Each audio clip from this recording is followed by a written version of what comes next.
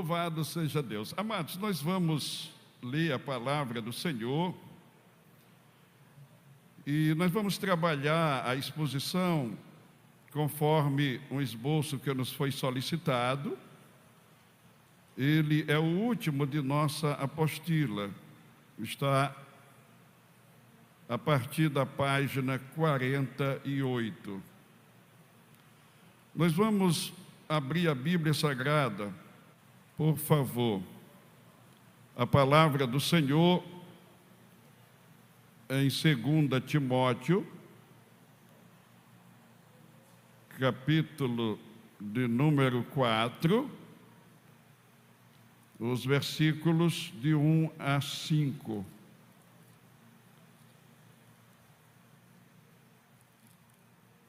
Nos diz assim a palavra do Senhor: Conjuro-te, pois, diante de Deus e do Senhor Jesus Cristo, que há de julgar os vivos e os mortos na sua vinda e no seu reino, que pregues a palavra,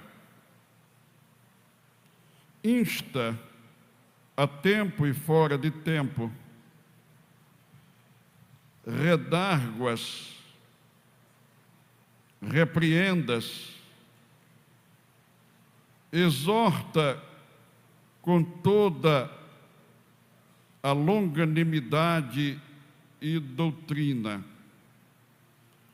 porque virá tempo em que não sofrerão a sã doutrina, mas tendo comichão nos ouvidos, amontoarão para si doutores conforme as suas próprias concupiscências, e desviarão os ouvidos da verdade, voltando às fábulas. Mas tu sê sóbrio em tudo, sofre as aflições, faze a obra de um evangelista, cumpre o teu ministério. Amados, nós vamos meditar na palavra, compreendendo que há verdadeiramente uma necessidade muito real e muito intensa de se buscar a verdadeira compreensão da vontade de Deus, pois nós vivemos já os tempos trabalhosos. Não temos dúvidas de que o grande dia do Senhor está perto e que os tempos trabalhosos profetizados pelo apóstolo Paulo, pelos demais apóstolos, também pelo Senhor Jesus, são tempos que já chegaram, que já estão se cumprindo e que verdadeiramente nós precisamos estar plenamente firmados na palavra do Senhor, na sua vontade, para que possamos assim cumprir as finalidades de nossa vocação e verdadeiramente alcançarmos de Deus sua glória, inclusive as recompensas, como Pedro nos diz, e quando se manifestar o sumo pastor, alcançareis a imarcessível coroa de glória. Mas, amados, para melhor entendimento do que desejo transmitir aos amados pastores e às demais pessoas aqui reunidas, me deixem seguir aqui o nosso esboço, considerando uma breve introdução. O verso principal da nossa exposição, que é o tema geral desta escola, que é o versículo 13 do capítulo de número 1 de 2 Timóteo, nos diz: retenha com fé e amor em Cristo Jesus o modelo da sã doutrina que você ouviu de mim. Paulo havia ensinado a Timóteo as verdadeiras palavras de Deus, a verdadeira orientação para a conduta dos filhos de Deus. E agora ele traz a Timóteo esta recomendação, trazendo também à memória dele o que ele havia transmitido para ele segundo a vontade de Deus. Amados, vemos no texto acima e também nos demais que compõem as epístolas pastorais o intenso cuidado de Paulo em alertar aos pastores, Timóteo, Tito e também a nós, quanto à presença de falsos mestres e falsos irmãos no seio das igrejas locais, como também quanto à chegada de tempos trabalhosos e grave apostasia. Para se contrapor a essa triste realidade, o apóstolo exorta aos pastores, primeiro, que permaneçam firmes na fé e amor em Cristo Jesus, conservando o padrão da doutrina, sendo em tudo exemplo de boas obras, para que ensinem com autoridade moral e espiritual. Amados, agradeço ao Senhor pelo honroso privilégio de servi-lo, servindo a igreja. Agradeço também por estar na presença de Deus, juntamente convosco, buscando no Senhor soluções reais para nós e para o rebanho que o Senhor nos entregou. Amados, estejamos certos de que a palavra de Deus nos dará a orientação certa na busca das soluções que precisamos, conforme veremos a seguir. Sei que Deus já tem falado com os amados através daqueles que já fizeram uso da palavra neste dia. Sei que o Senhor vai continuar fazendo assim, e nós vamos verdadeiramente receber muita edificação mediante as orientações que nos serão transmitidas pela palavra de Deus. O Senhor também há de operar no nosso ser mais disposição para o serviço, para a obediência. O Senhor nos dará mais unção, maior graça para o cumprimento de sua vontade, pois nós necessitamos, e o Senhor, Ele tem interesse de suprir as necessidades dos pastores e das igrejas, porque nós, somados, somos a noiva do Cordeiro, o corpo místico do Senhor Jesus, e a igreja do Senhor, ela é verdadeiramente vitoriosa, pois o Senhor que a edificou, Ele mesmo mandou um aviso para quem se interessar: edificarei a minha igreja, e as portas do inferno não prevalecerão contra ela.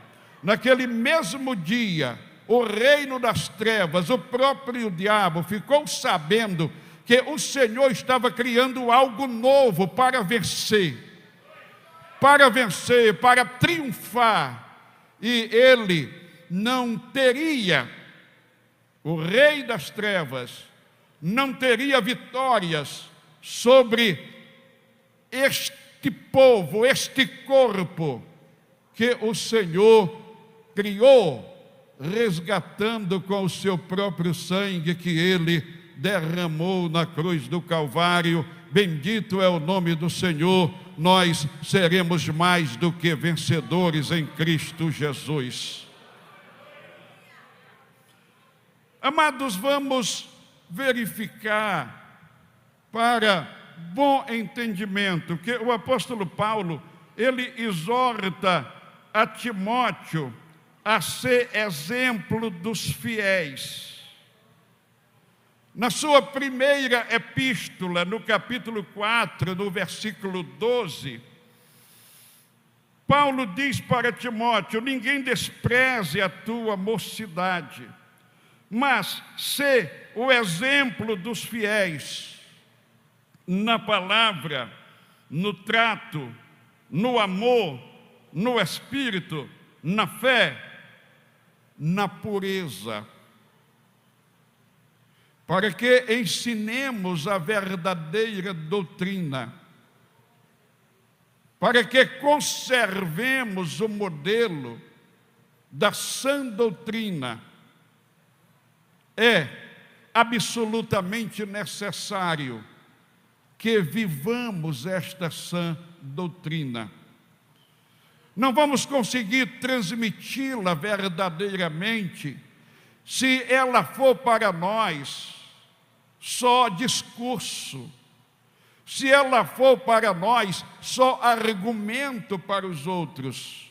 Não vamos conseguir transmiti-la com a devida autoridade se a nossa conduta não for real, conforme a orientação do Senhor. Por isso, o apóstolo diz para Timóteo que ele precisava sim ser exemplo dos fiéis. Glórias ao Senhor.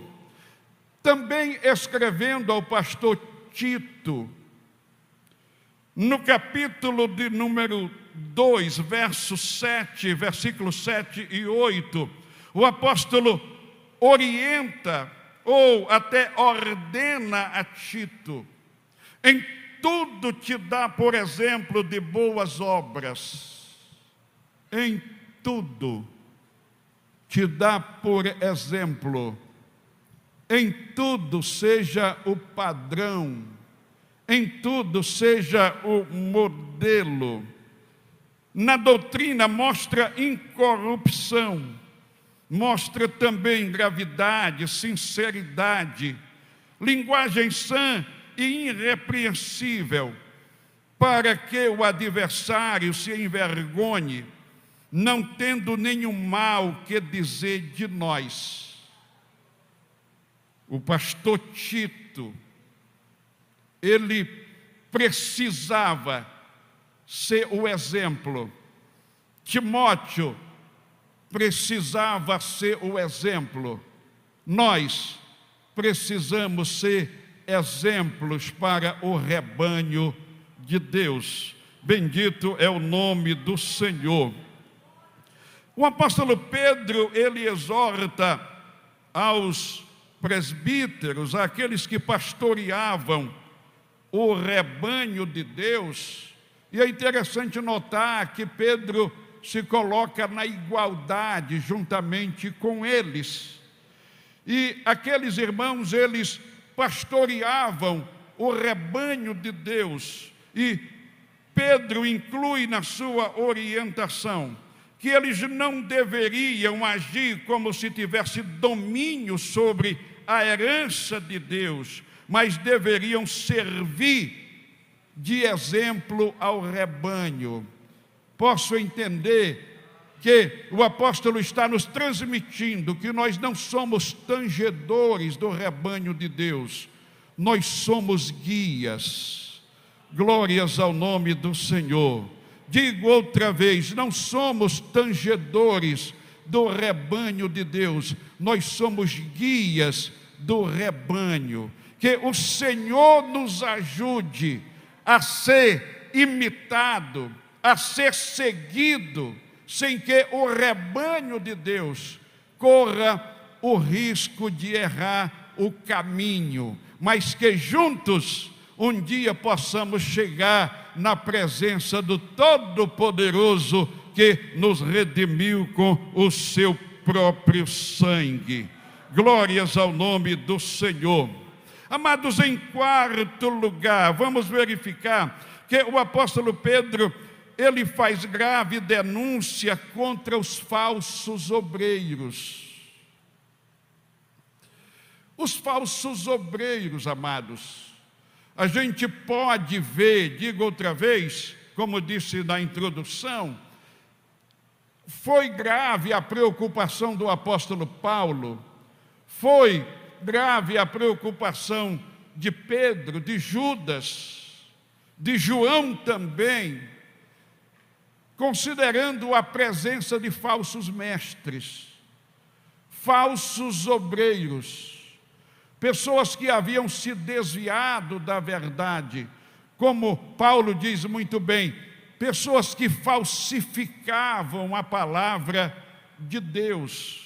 Amados, consideremos, se no primeiro século a presença desta gente se verificou na maioria das igrejas, inclusive Cristo também os denuncia, na igreja de Pérgamo, na igreja de Tiatira, na igreja de Sardes, eles estavam sim presentes em quase todas as igrejas locais. Consideremos, quase 2000 anos depois, teriam eles deixado de existir? Ou será que eles se multiplicaram?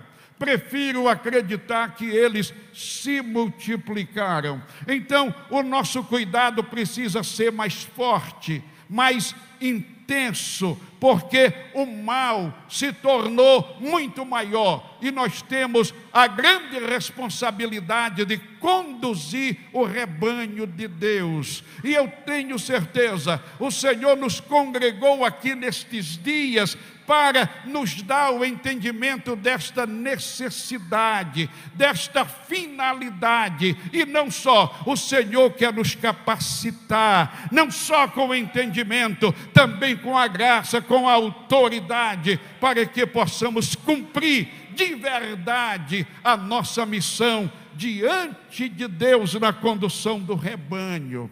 Glórias ao nome do Senhor. Vejamos então a grave preocupação do apóstolo Pedro. Ele escreve, precisamente na sua segunda epístola, no capítulo de número 2, nós vamos ler os versículos 15, 16, 17, 18 e 19. Mas os senhores sabem, todo o capítulo 2 da segunda epístola de Pedro é dedicada a este tema. Todo o capítulo é dedicado a este assunto. E nós vamos ver como Pedro manifesta grave preocupação nestes versículos que vamos ler. Os quais, deixando o caminho direito, erraram seguindo o caminho de Balaão, filho de Beor, que amou o prêmio da injustiça, mas teve a repreensão da sua transgressão. O mudo jumento, falando com voz humana, impediu a loucura do profeta. Estes são fontes sem água, nuvens levadas pela força do vento, para os quais a escuridão das trevas eternamente se reserva. Porque falando coisas muito arrogantes de vaidade, engodam com as concupiscências da carne e com dissoluções aqueles que se estavam afastando dos que andam em erro, prometendo-lhes liberdade, sendo eles mesmos servos da corrupção, porque de quem alguém é vencido, do tal faz-se também servo. Vou ler também o texto de Judas, é muito semelhante.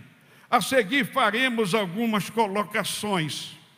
Judas, ele escreve na sua pequena epístola. Vamos ver os versículos do 11 ao 13. Ai deles, porque entraram pelo caminho de Caim e foram levados pelo engano do prêmio de Balaão e pereceram na contradição de Corá. Estes são manchas em vossas festas de fraternidade, banqueteando-se convosco e apacentando-se a si mesmos sem temor. São nuvens sem água, levadas pelos ventos de uma para outra parte. São como árvores murchas, infrutíferas, 2 vezes mortas, desarraigadas, ondas impetuosas do mar que escumam as suas mesmas abominações, estrelas errantes, para os quais está eternamente reservada a negrura das trevas. De quem Pedro e Judas estão falando? Estão falando de falsos ministros do Evangelho. Estão falando de falsos mestres, de falsos profetas, que estavam presentes no seio das igrejas locais.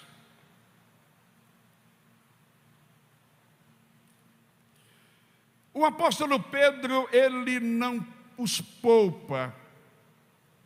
Judas também não. Devo lembrar ainda que Pedro, ele conclui o capítulo lembrando que aquelas pessoas são a semelhança dos cães que tornaram deglutir seus próprios vômitos, e ainda as porcas lavadas que voltaram ao despojadouro de lamas. Pessoas que se desviaram da verdade. Não faz muito tempo, apenas algumas décadas, eu conheci um pregador, pastor de uma igreja, que se apresentava como se fosse o campeão das liberdades cristãs. De modo que, para atacar os nossos bons costumes, as doutrinas bíblicas praticadas pelas Assembleias de Deus, para atacar as nossas tradições, ele costumava dizer em suas pregações que o Evangelho não é escravidão, o Evangelho não é mordaça, O Evangelho não é aprisionamento. E tudo isso porque ele sabe que é uma prática dos pastores da Assembleia de Deus orientar as pessoas quanto à conduta. E ele, naquele discurso liberal, e eu sempre ouvia e eu ficava pensando, até que não é mesmo, o Evangelho não é mesmo mordaça, não é mesmo escravidão, não é mesmo aprisionamento. Evangelho é mais. Evangelho é mortificação. Evangelho é morte. Evangelho é cruz. O Evangelho, ele não só aprisiona, o Evangelho, ele é morte. Porque para se viver o verdadeiro Evangelho, a gente precisa morrer. Jesus disse, porque qualquer que quiser achar sua vida, perdê-la-á. Mas qualquer que perder a sua vida, por amor de mim e do Evangelho, este a achará. Paulo diz, mortificai, fazei morrer a vossa natureza pecaminosa, despojai-vos da natureza do velho homem. Ele vive esta realidade e diz, eu já estou crucificado com Cristo, e já não vivo eu, é Cristo que vive em mim, e a vida que agora vivo no corpo, eu a vivo pela fé no Filho de Deus. Os senhores sabem, mas deixem-me dizer, a grande dificuldade é a falta de conversão verdadeira. A grande dificuldade é a falta de conversão genuína. Eu tenho uma irmã, ela tem 1 ano a mais do que eu, ela se afastou da igreja ainda adolescente.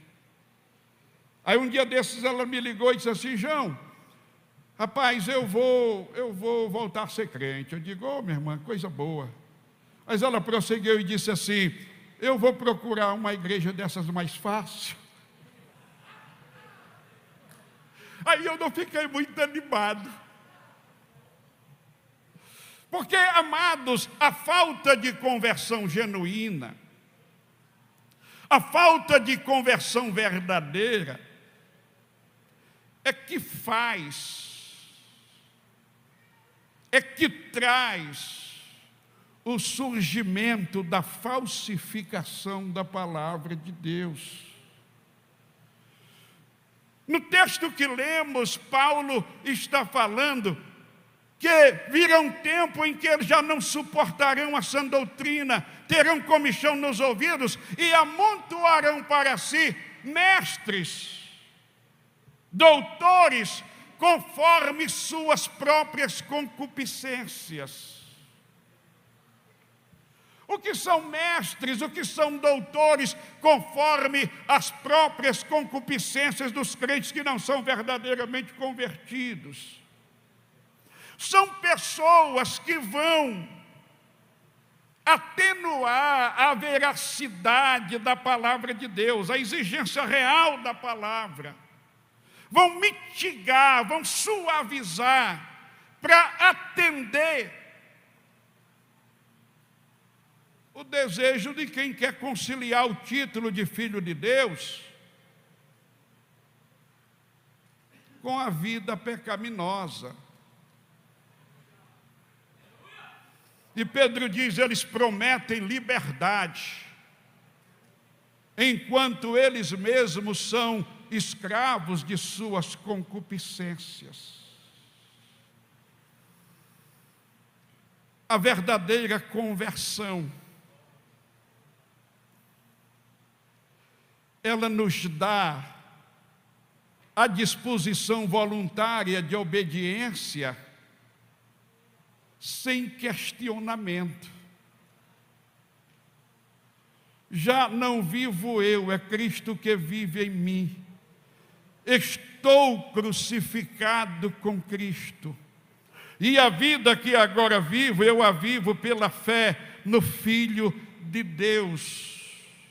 Ele morreu por todos, para que os que vivem já não vivam mais para si, mas vivam para Ele que por eles morreu e ressuscitou. Assim é que se alguém está em Cristo, nova criatura é. As coisas velhas se passaram e eis que tudo se fez novo.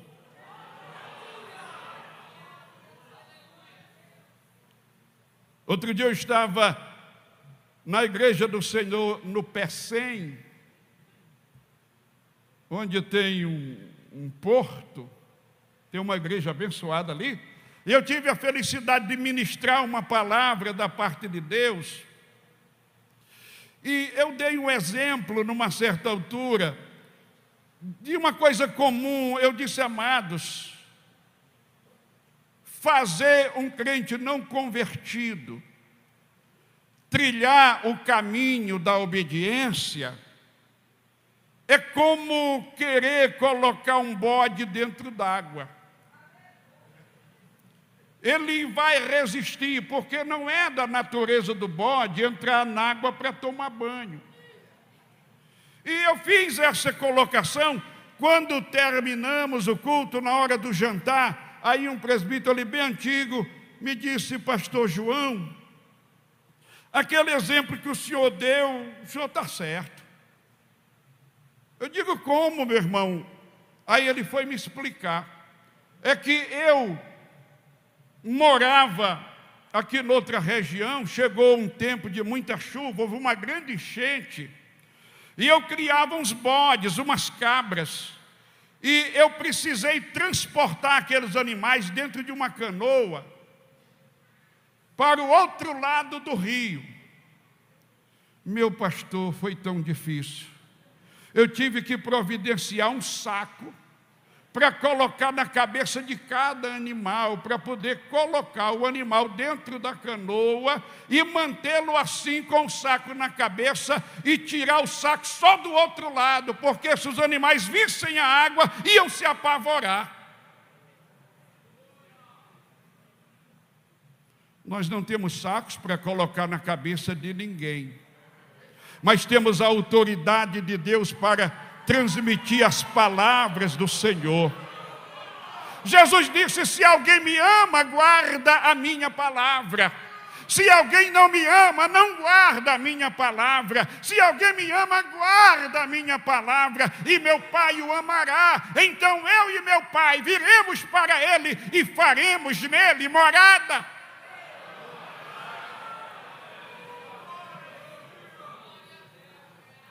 Então, qual é o grande problema, digo outra vez, das pessoas rejeitarem a sã doutrina? É falta de conversão. É a dubiedade, é o coração dividido. Como estava o povo de Israel nos dias de Acabe, não queria jamais deixar de ser reconhecido como povo do Deus de Abraão, mas não queriam deixar o culto licencioso de Baal, porque apreciavam a sensualidade, apreciavam as imoralidades daquele culto pervertido.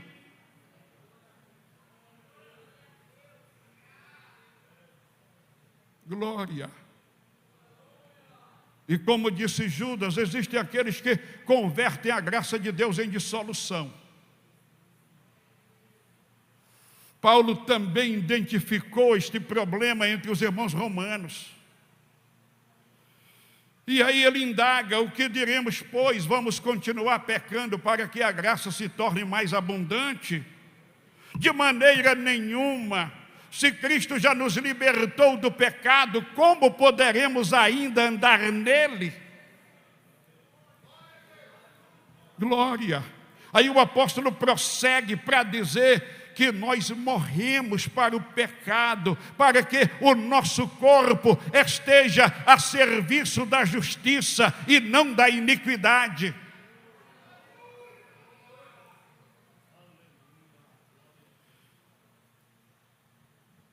Gente, eu acho profundamente glorioso o texto de Paulo a Tito, capítulo 2, versos do 11 em diante. Porque a graça de Deus se há manifestado, trazendo a salvação a todos os homens, ensinando-nos que, renunciando à impiedade e às concupiscências mundanas, vivamos no presente século de maneira justa, sóbria e piedosamente. Por que viver assim? Porque a graça de Deus já nos salvou. E para que viver assim? Versículo 13: aguardando a bem-aventurada esperança, o aparecimento da glória do grande Deus, nosso Senhor Jesus Cristo. Quem é Ele? É aquele que se deu a si mesmo por nós. Para quê? Para nos remir de toda a iniquidade. O que mais? Para nos purificar como um povo somente dele, especial, zeloso e de boas obras. Ensina estas coisas, exorta com toda a autoridade, ninguém te despreze.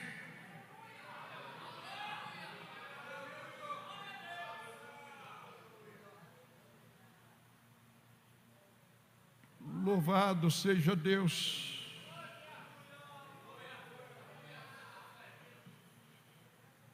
Consideremos, amados, as preocupações de Paulo, de Judas, de Pedro, de João, em um tempo ainda tão distante de nós. Como podemos ficar indiferentes? Como podemos negligenciar?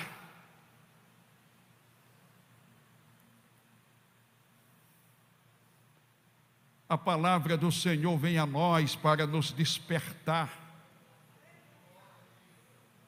para nos fazer mais intrépidos, corajosos. Louvado seja Deus. O apóstolo Paulo, ele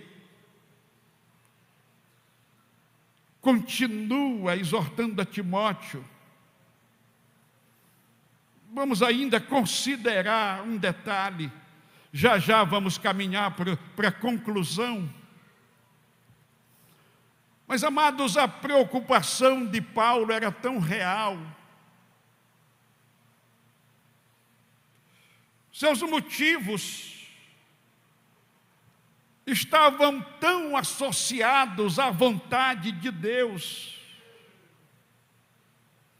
que se não fosse assim, ele não estaria tomando esses cuidados. Gente, quando Paulo escreveu para Timóteo, nesta segunda epístola, ele estava na prisão mamertina em Roma, já condenado à morte.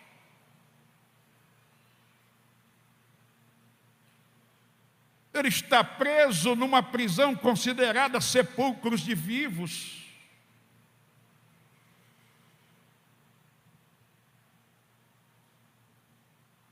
Sentenciado à morte.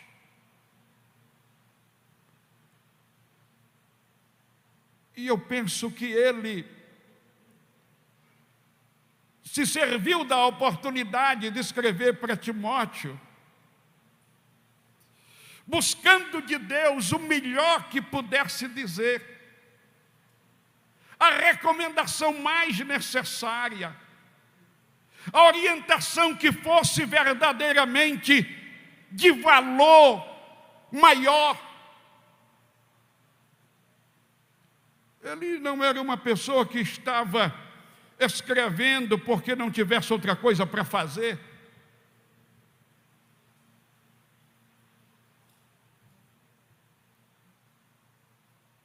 Ele está inspirado por Deus ele já sabe que vai ser entregue ao martírio. E ele busca de Deus as melhores palavras,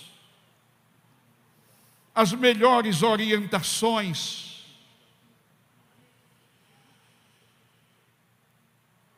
Pensemos um minuto como Timóteo recebeu esta carta. E como ele fez uma leitura com muita atenção. Talvez pensando assim, é o meu amigo Paulo que está preso e já vai morrer. São as suas últimas palavras para mim. Quanta reverência, quanto silêncio. Quanta atenção, quantas lágrimas.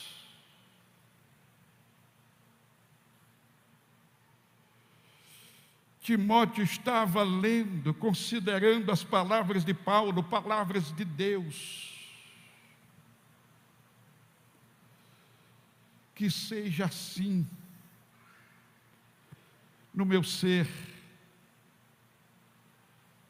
no ser de cada um dos amados. São palavras solenes do Deus Altíssimo através de seu servo para nós. Conserva o modelo da sã doutrina. Está chegando aí tempos trabalhosos, que as pessoas vão ter comichão nos ouvidos, não vão suportar a sã doutrina, e vão buscar para si mestres que ensinem o que eles querem ouvir.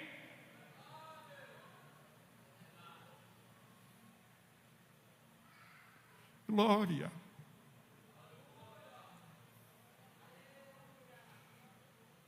Outro momento muito importante, Paulo fala aos obreiros da cidade de Éfeso. Paulo está indo para Jerusalém, está se despedindo da Ásia Menor.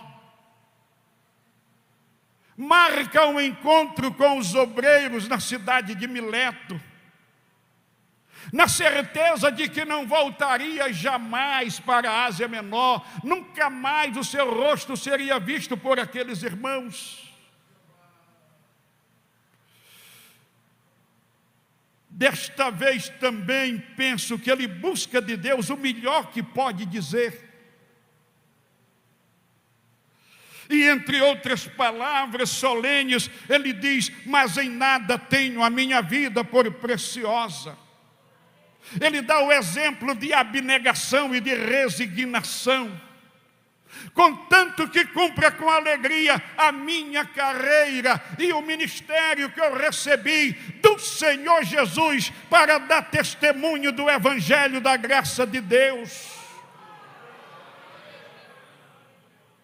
Este é o versículo 24 do capítulo 20 dos Atos dos Apóstolos. Quando chega no 28, as palavras são de orientação direta àqueles que pastoreiam o rebanho de Deus.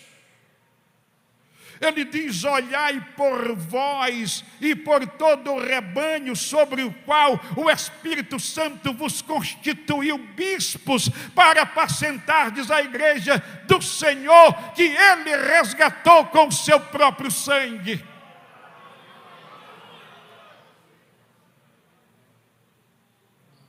O Senhor nos constituiu. Digo outra vez, o Senhor nos constituiu. Considerem a grandeza do privilégio.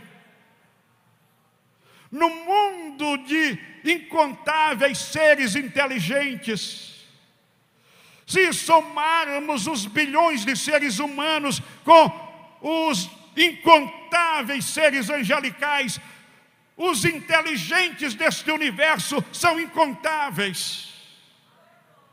Mas do meio desta imensidão, o Senhor escolheu a mim, me elegeu. O Senhor escolheu a você e lhe elegeu.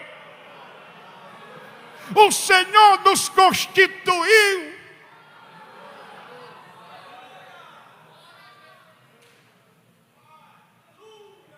Não tem privilégio maior em termos de serviço que se possa executar nesta terra.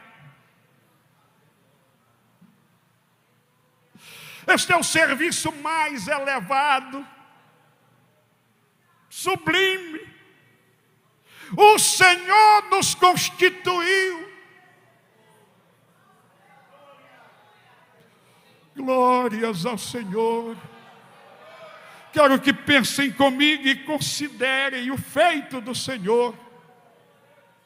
Quem tem esta convicção, por favor, levanta-se as mãos aos céus comigo. Se isso não lhe incomodar, diga comigo: o Senhor, o Senhor, o Senhor me constituiu. Glória.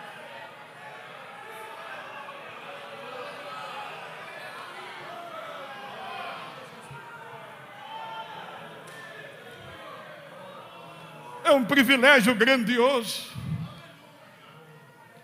Mas, amados, paralelamente a este privilégio inefável, existe uma missão a ser cumprida. O Senhor nos constituiu. Quanta grandeza! Mas a seguir o apóstolo diz: para apacentardes o rebanho. Qual rebanho? Que rebanho é este?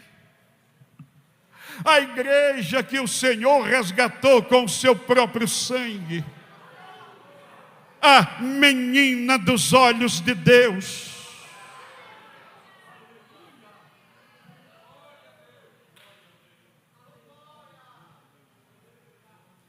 Amados, estou encerrando, mas deixa-lhe acrescentar ainda uma palavra que está aqui ardendo no meu coração.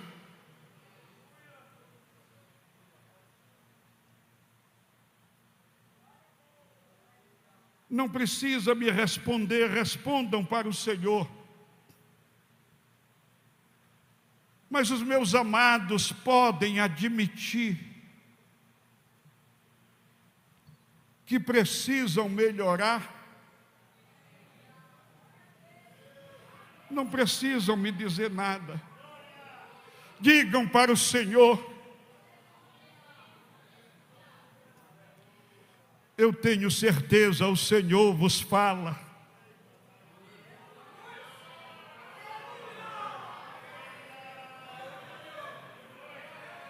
Os amados admitem que precisam melhorar.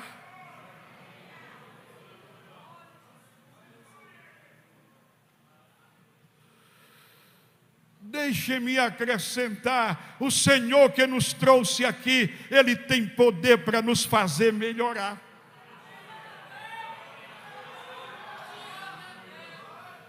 Mas eu, depois de 55 anos de fé, 37 anos pastoreando, eu ainda posso melhorar?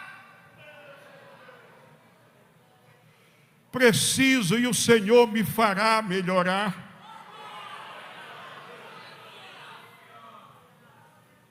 Deixem dar um exemplo para concluir. Falando de um homem muito maior do que nós, o grande profeta messiânico, um dia ficou estampado no entendimento dele, nos seus olhos e em todo o ser daquele profeta, que ele precisava melhorar, e era muito.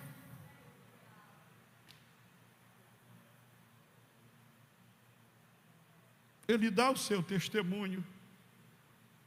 Ele diz assim: no ano em que morreu o rei Uzias,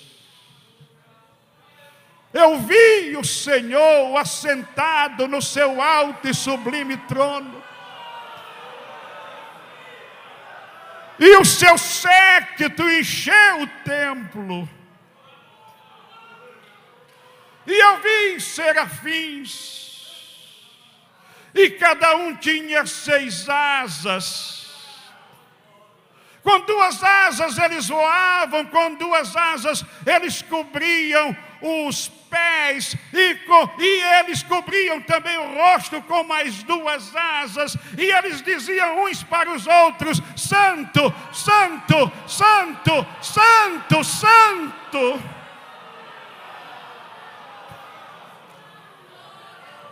Pastor, o senhor errou, foi 3 vezes, é você que pensa. Ele registrou só 3 vezes porque ele desmaiou. E os serafins continuaram: Santo, Santo, Santo. E se o Senhor descortinasse o céu agora para você, você ia contemplar os serafins dizendo: Santo, Santo, Santo.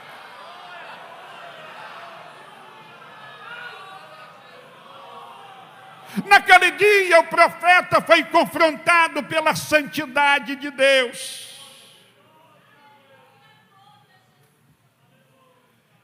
A glorificação angelical coloca em realce a santidade.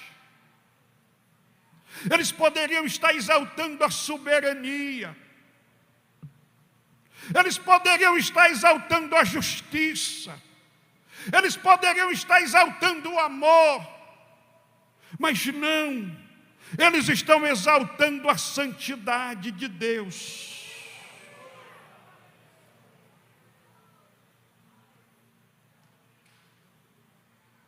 E aí o profeta cai ao chão, fica meio morto, e ele percebe que há uma voz estrondosa que fala, tão potente que fazia tremer os alicerces da casa. Mas ele não podia entender o que as palavras transmitiam, porque ele estava meio morto.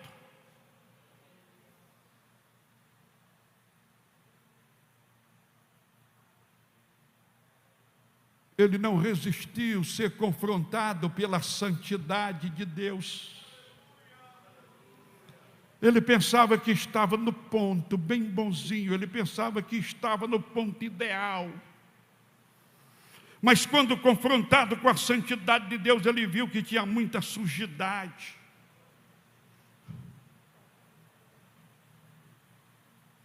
Amados, este espaço vazio aqui, a gente pode olhar, está tudo limpo. Mas acende aí uma lâmpada de uma voltagem maior, que você vai ver que existe aí incontáveis partículas voadoras.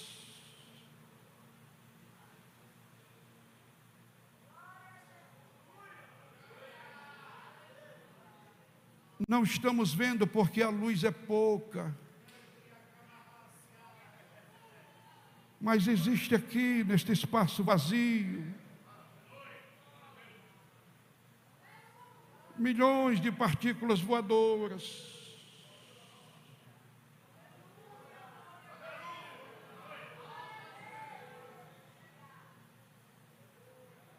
Quando a luz, quando o foco da santidade de Deus focou em cima do profeta,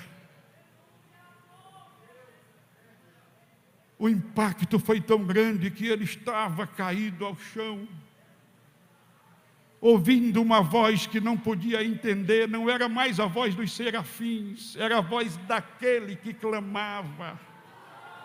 Não é daqueles que clamavam, é daquele que clamava. Aí ele vai recobrando o ânimo e vai dizendo: estou perdido, eu vou morrer. Porque os meus olhos viram o Senhor, os meus olhos viram o Senhor. Eu sou um homem de lábios impuros. Eu habito no meio de um povo de impuros lábios. Eu vou morrer.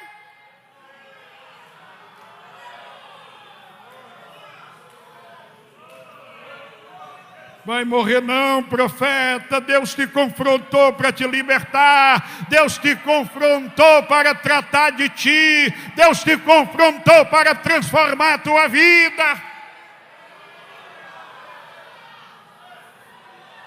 Quando ele faz a confissão da sua miséria,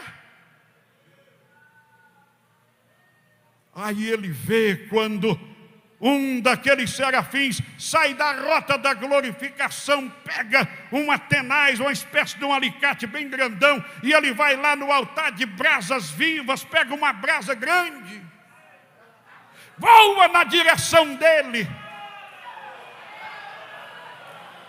Aí é que ele ficou apavorado, e, amados, além de tudo, agora vê um serafim com uma brasa enorme. E ele fica naquele desespero. Mas o serafim se aproxima, esfrega aquilo nos lábios dele, de um lado para o outro, e diz assim: isso te tocou. Perdoado foi o teu pecado. Retirada foi a tua iniquidade.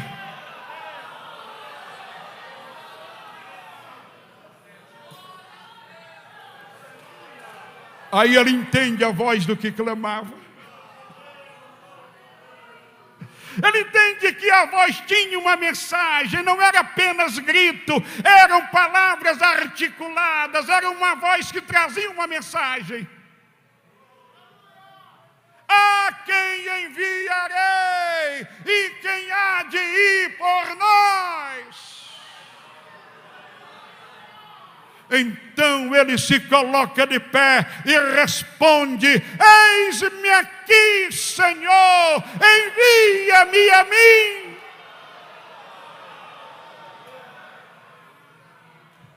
Depois ele dá testemunho: o Senhor me deu uma língua erudita para dizer uma boa palavra ao necessitado.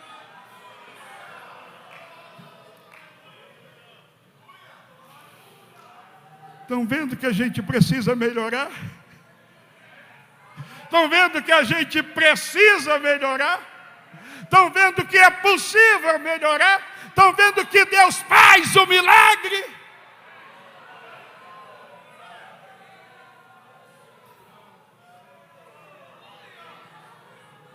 E se o Senhor acender a luz de sua santidade aqui em cima de nós nesta tarde,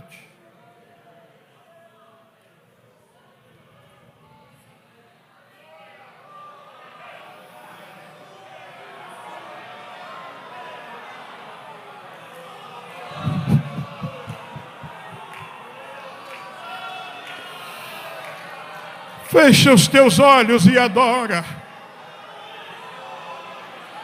Fecha os teus olhos e adora.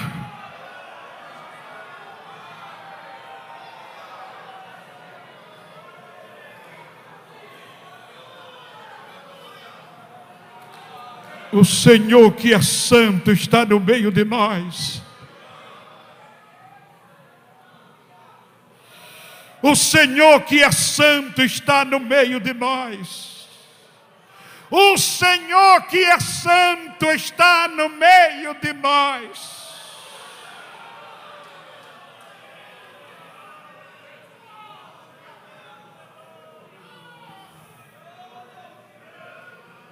Permanece com os teus olhos fechados uns instantes. Contempla a majestade de Deus. Veja pelo menos um vislumbre de sua santidade.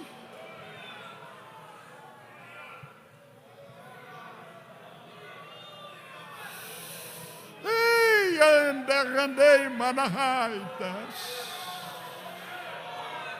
Kinderandei vala manahaias. Glória.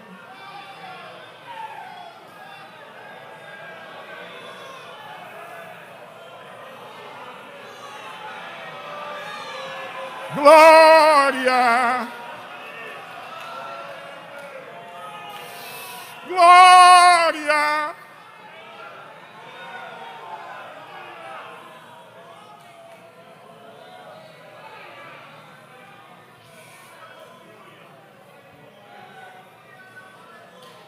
Vou já dizer amém. Mas, meu pastor, me permita fazer uma oração. Amados, fiquemos de pé.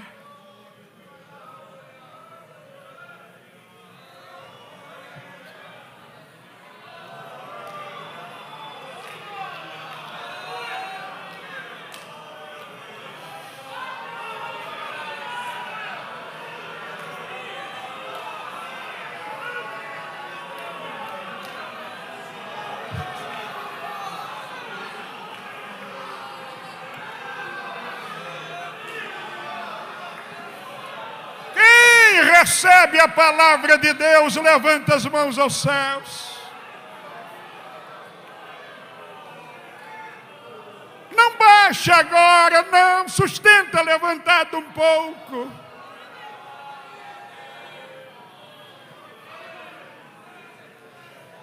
Pai, eu te agradeço.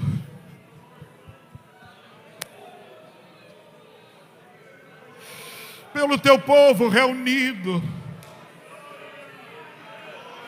Te agradeço, Senhor, pela tua palavra. Te agradeço pela tua presença. Te agradeço, Senhor, pelo gozo que o Senhor tem feito jorrar no coração das pessoas que te amam. Senhor, eu sei que o Senhor falou conosco nesta tarde. Eu ouvi a tua voz. Eu senti o impacto da tua palavra. Os meus irmãos também sentiram. As minhas irmãs também sentiram.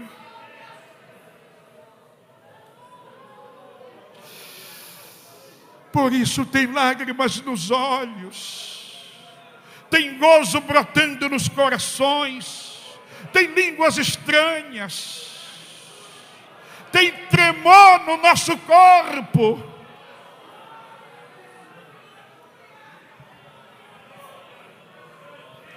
Senhor, estamos com as nossas mãos erguidas para Ti. Senhor, nós precisamos melhorar. E Tu podes fazer este melhoramento. Senhor, toca nestas mãos que se levantam para Ti. Tocas nestas mãos. Senhor, toca nestes olhos que se fecham e Te reverenciam. Senhor, toca nestes lábios que clamam por Ti nesta tarde. Toca nestes lábios.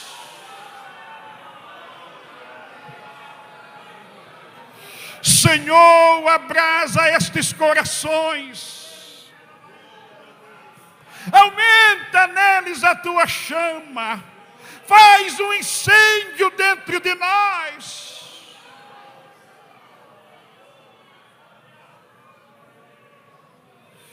Senhor, nos dá sabedoria divina. Palavras de autoridade.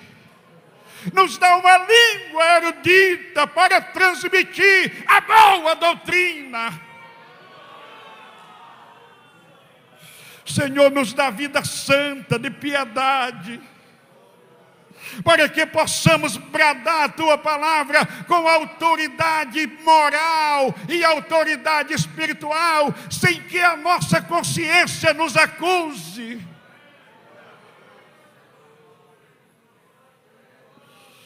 Senhor, trabalha no nosso ser. Nós precisamos voltar desta escola mais fortes, mais